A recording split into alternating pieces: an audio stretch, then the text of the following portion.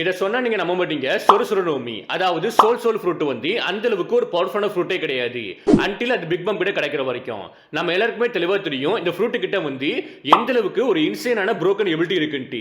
ஏன்னா பிக் மாமால இந்த ஃப்ரூட்ட யூஸ் பண்ணி மத்தவங்களோட சோல வந்து திருட முடியும். மத்தவங்களோட லைஃப் ஸ்பேன வந்து கம்மி பண்ண முடியும். ஏகப்பட்ட லிவிங் வெப்பன உருவாக்க முடியும். என்டையர் சோல் ஆர்மி கிரியேட் பண்ண முடியும். இதுவே இந்த ஃப்ரூட்ட பாத்தீங்கன்னா பயங்கர டெரிஃபைங்கா மாத்துது. பட் இந்த ஃப்ரூட் கிட்ட வந்து ஒரு ஹியூஜ் வீக்னஸ் இருக்குது.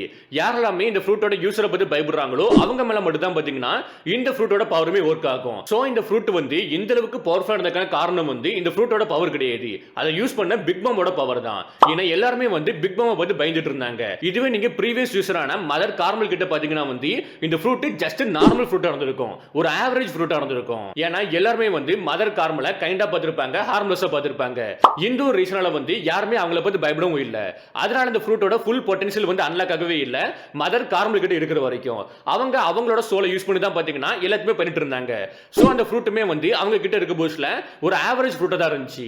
இது மூலமா நமக்கு தெளிவா தெரியுது ஒரு டெல்லு ஃப்ரூட்டோட ட்ரூ பொட்டன்ஷியல் வந்து அதை யார் யூஸ் பண்றாங்களோ அவங்கள பொறுத்து தான் வெளிய வருது. ஈவன் ஒரு ஆவரேஜான ஃப்ரூட் கூட பாத்தீங்கன்னா கரெக்டான ஆட்கள் கிட்ட போக போஸ்ல அது ரொம்பவே பவர்ஃபுல்லா மாறுது.